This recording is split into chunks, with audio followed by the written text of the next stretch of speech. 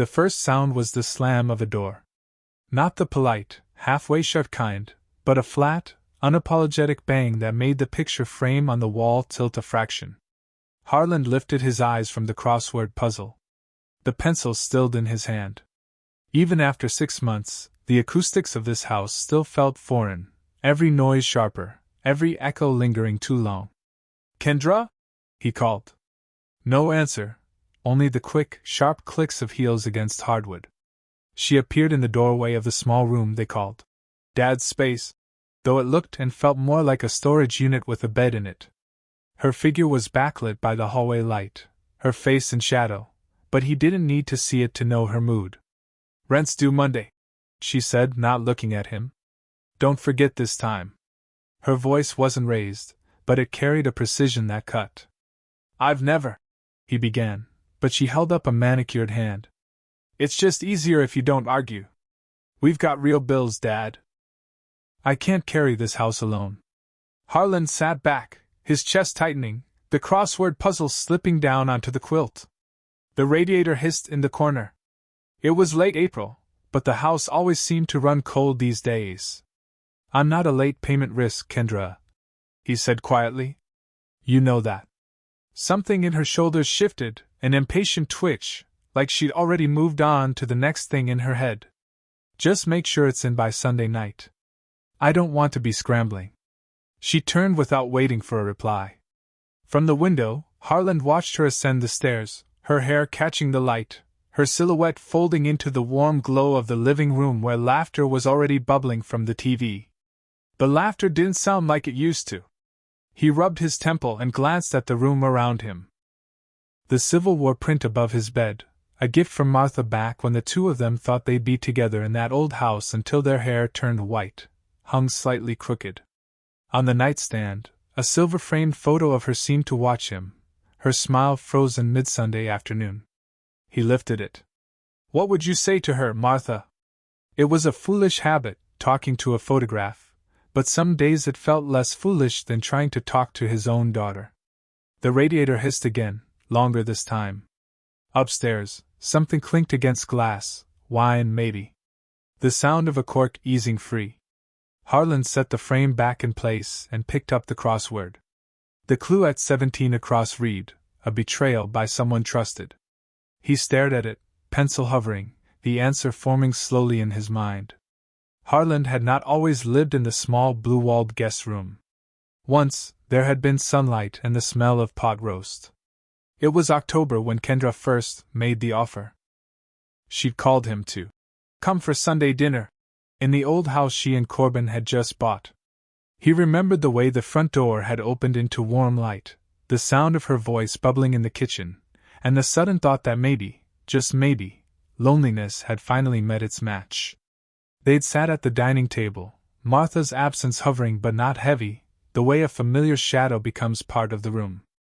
Kendra's eyes had sparkled in a way that made her look younger, almost like the little girl who used to plead for bedtime stories. "Dad," she'd said, leaning forward, "why keep rattling around in that big old place all by yourself? Sell it, move in with us. We can be a family again." He had laughed, half out of surprise, half to hide the lump in his throat. "I don't want to be in anyone's way." "In the way?" She grinned like it was absurd.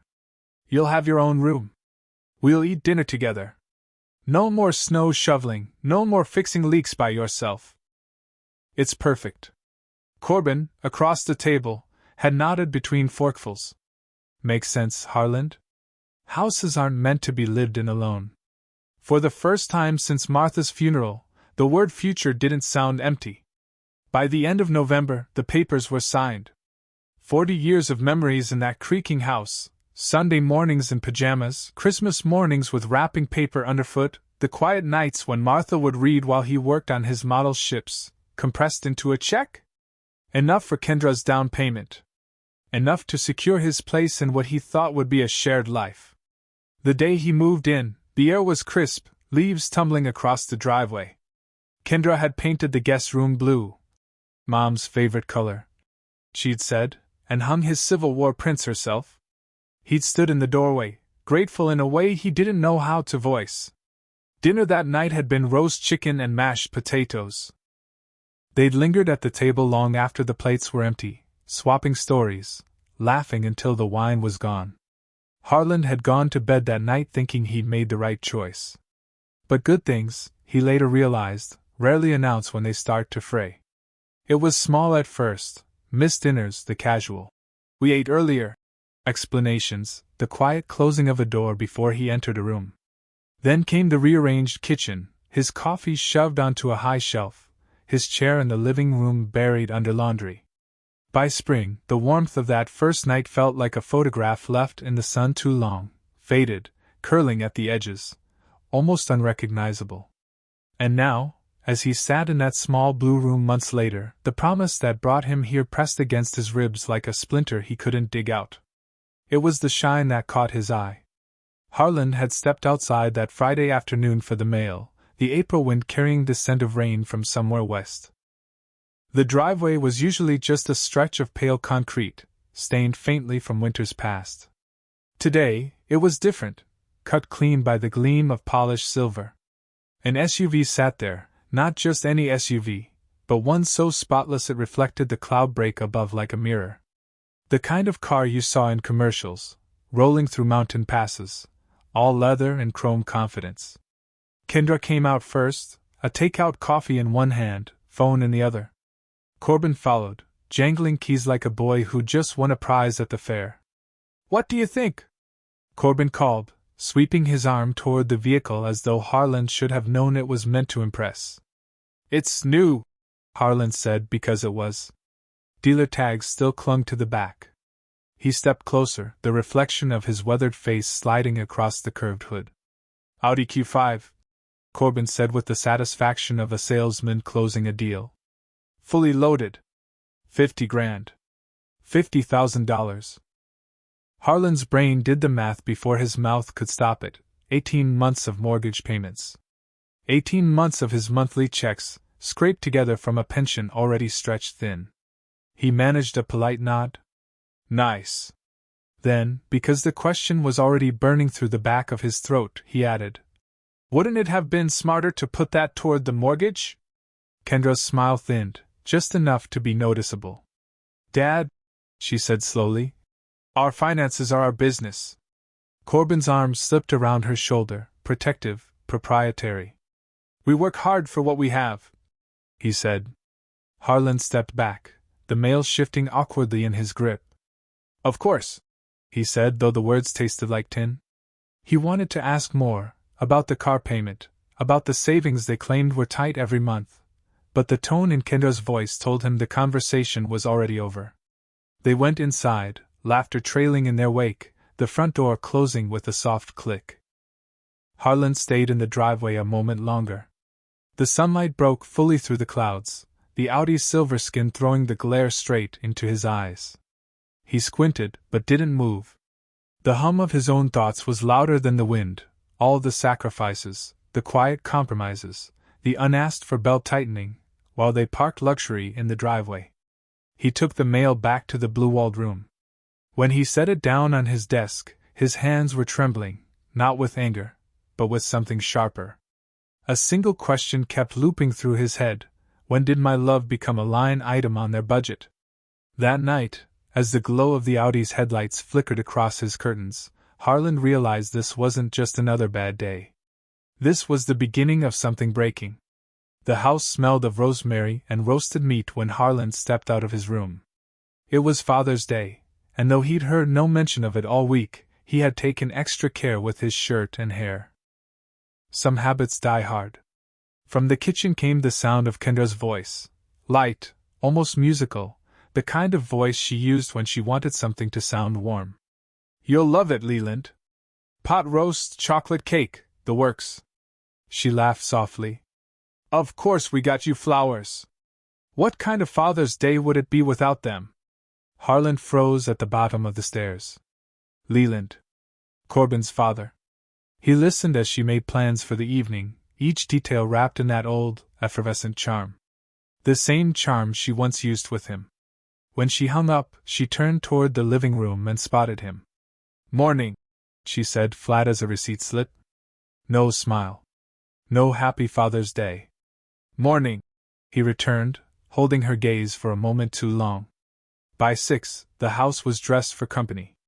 The dining table gleamed under soft lighting, the good china laid out, fresh flowers brightening the centerpiece. Harland's place was set at the far end, present, but peripheral. The doorbell rang, and the performance began. Leland! Marlene! Kendra's warmth spilled into the entryway as she ushered them in. Corbin followed with practiced cheer. Harland! Leland said, gripping his hand like they were old comrades. Good to see you. Likewise. Harland meant it. Leland's presence was easy, unforced, a rarity in this house now. Dinner was rich and lively, though Harland spoke little. He watched Kendra leaning toward Leland, refilling his wine glass without being asked, laughing at his stories, brushing crumbs from the table with the attentiveness of someone tending royalty. It wasn't until dessert that the real theater unfolded. Before cake, Kendra said, rising from her chair, we have a little surprise. She reached behind her and produced a small black key fob. The silver Audi logo gleamed under the chandelier. Leland's brows shot up. This is a joke, right? No joke, Corbin said, grinning. It's yours. Happy Father's Day. Marlene's hand flew to her mouth. Kendra, this is too much. You've been like real parents to me, Kendra said, her voice breaking just enough to sound rehearsed but heartfelt. You deserve something special. The applause was silent but understood. And then, as if flipping a page in a ledger, she looked down the table at Harland. Oh, and Dad? The mortgage is due Sunday. The words landed with surgical precision. Harland felt them more than he heard them. He set down his fork. Don't I deserve even a small gift? The question came out low, steady, but carrying the weight of months. No, Kendra said without a blink. For a moment, even the silverware seemed to stop clinking. Harland smiled faintly, though it didn't reach his eyes. The decision, he realized, had already been made. Tonight would just make it official. The house went quiet just after 11. Upstairs, muffled voices faded into the hum of the air conditioner. Somewhere outside, the Audi's cooling engine pinged softly, the sound of a machine at rest. Harland sat on the edge of his bed, shoes still on, staring at the small silver-framed photo of Martha. Her smile was steady, patient, like she'd been waiting for him to catch up to something she already knew. He reached for his suitcase. It was an old habit from his army days, packing in silence, every fold precise, every movement deliberate. 2 shirts, a sweater, slacks. Toiletries. The file folder from the bottom drawer, passport, social security card, bank records, slid into the side pocket like contraband. The note took longer. Words had weight now, and he measured them like he'd once measured lumber, checking for straightness. I'm gone. I'm stopping the mortgage payments. I'm changing my will. I'm tired of being your ATM. He signed it, placed it on the kitchen table, and anchored it with the salt shaker from Kendra's perfect centerpiece set. The house smelled faintly of roasted meat and wine. In the sink, a single dessert plate held the smudge of chocolate frosting. From the stairwell came the faint sound of Kendra's laughter, now muted, private again. Harland stood for a moment in the hallway, listening. He wasn't expecting them to wake, wasn't hoping for a confrontation. The decision was already made, had been made back in the driveway when the Audi's glare caught his eyes. The front door closed behind him with a soft click. Outside, the air was cool, still carrying the day's heat. He walked the suitcases down the path one at a time, careful not to scuff the concrete. In the driveway, the Audi sat gleaming under the streetlight, its perfect paint mirroring a man it had helped set free. The taxi arrived without fuss. The driver, a young man with music low on the radio, opened the trunk. Heading to the Prairie Motel? Yes, Harland said, sliding into the back seat. The vinyl was warm from the day. As they pulled away, the house receded in the rearview mirror, each street lamp marking the distance between him and the months he'd spent shrinking into corners. He thought about the promise that brought him there, the dinners that felt like family, the way Kendra used to knock before coming in. All of it gone, replaced by quiet calculations and cold demands. The motel clerk barely looked up when Harland checked in. Room 127 smelled faintly of industrial cleaner. Single bed, small desk, a closet just wide enough for his shirts. He unpacked, hung his clothes evenly spaced, and placed Martha's photo on the nightstand. Then he lay back on the bed, shoes off at last, staring at the ceiling. For the first time in months, there were no footsteps overhead. No voices bleeding through the walls. Just the hum of the air conditioner, and the steady beat of his own breathing. It didn't feel like running away. It felt like stepping back into his own life. For months later, Harland's mornings began with the sound of sparrows. The house in Bellevue was small, 2 bedrooms, a narrow kitchen, but the backyard caught the first light of day, and that was enough. He moved through the routine like a man who had found his rhythm again: coffee at sunrise, an hour tending the tomatoes before the heat came, a slow walk to the corner store for bread. The quiet here wasn't the cold kind, not the sort that made you feel unwelcome. It was a stillness you could rest in. The letter from Patricia Mitchell arrived on a Tuesday.